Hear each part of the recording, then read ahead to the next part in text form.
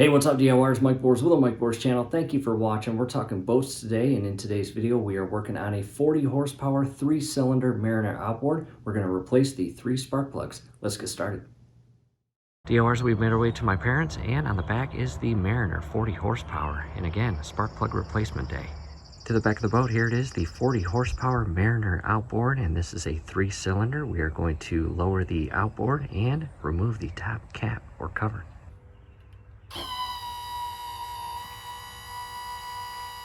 Taking a step back, the outboard is lowered, and DIYers, if you are doing this like we are with the boat out of the water, do your absolute best not to allow the lower skag of the outboard to dig into the ground. As you see, I've got some clearance. Coming back up, again, we are going to remove the top cover. We will get to that latch here shortly. We will come to the back or inner side where we have an additional latch right here. Back out front, we've got this additional latch. Just carefully push it down, as shown there, and we are going to come up at an angle and pivot it up and off. Go slow. Do not rush this. You do not want the inner cover to get caught on any electrical wiring, cables, hoses, or anything really. We're now starboard side where we have our starter, voltage regulator, additional wiring, and our oil tank as shown there, flywheel on top. However, coming to the very back, there are our 3 spark plugs, as well as ignition coils.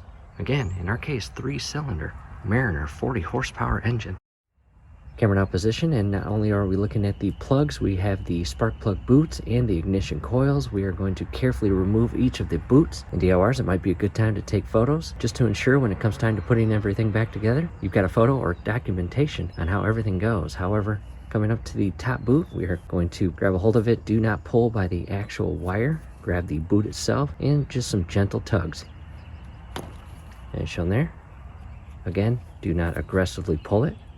I'll set that aside. Come to the center. Grab right there. Set that aside. And to the bottom. Just like that.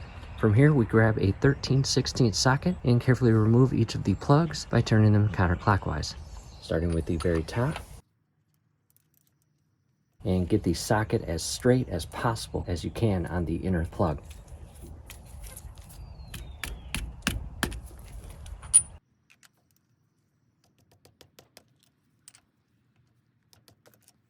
From here, I can loosen and remove each of the plugs by hand. Go slow, do not rush this. There's absolutely no reason to do this fast.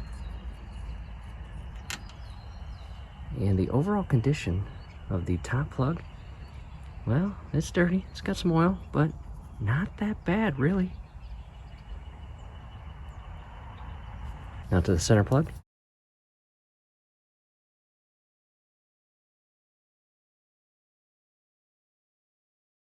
Followed by the bottom plug.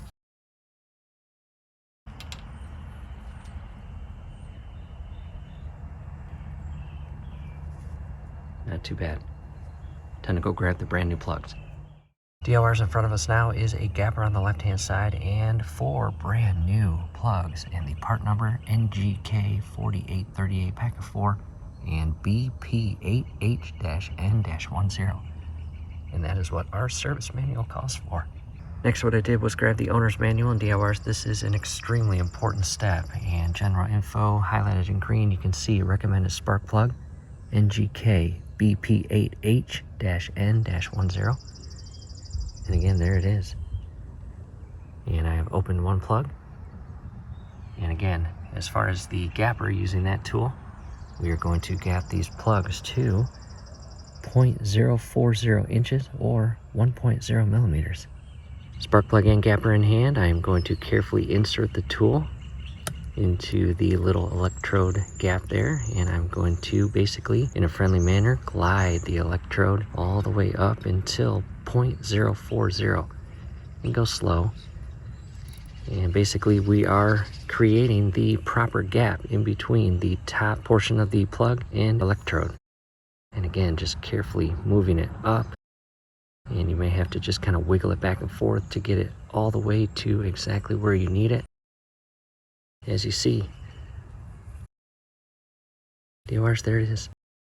0.040. And going to take it off. I've got 2 more plugs. I'll do the exact same thing. Back to the outboard engine, grab some shop towel, and down below in the comments and description will be links to all of the parts and tools we use in this video. However, I grabbed the shop towel because I am going to ever so carefully clean the threaded insert of each cylinder. And you can see some oil.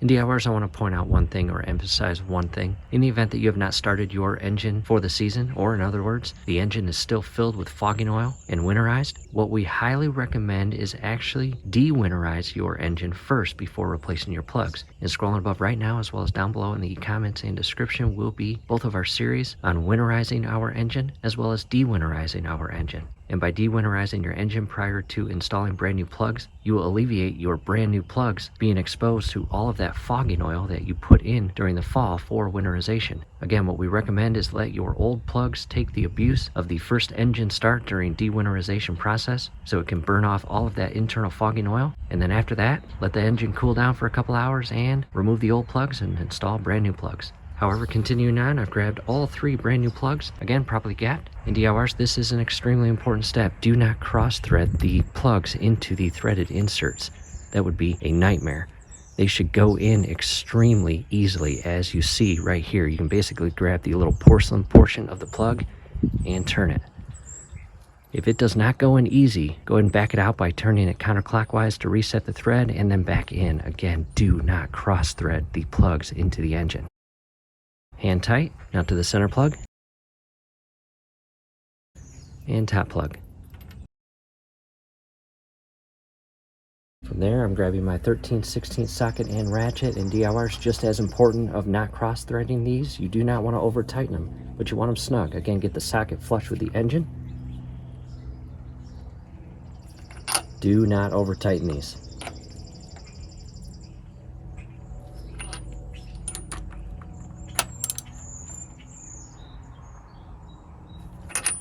From here, I'm just carefully resecuring the boot and check the overall condition of the internal boot. Again, these are old, so they're not going to be perfectly clean. And you want to push the boot on as straight as possible until you feel and hear the clicking or attachment of the internal electrical prong inside the boot as it locks onto the plug, as you see there.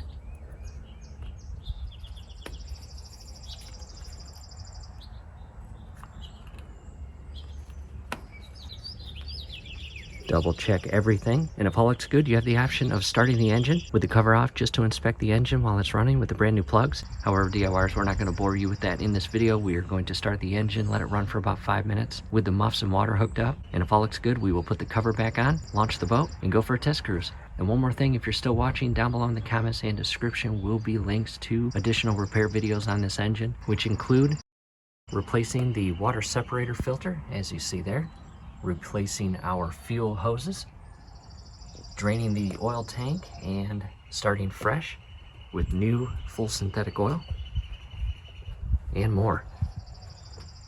Thanks again for watching, DIYers.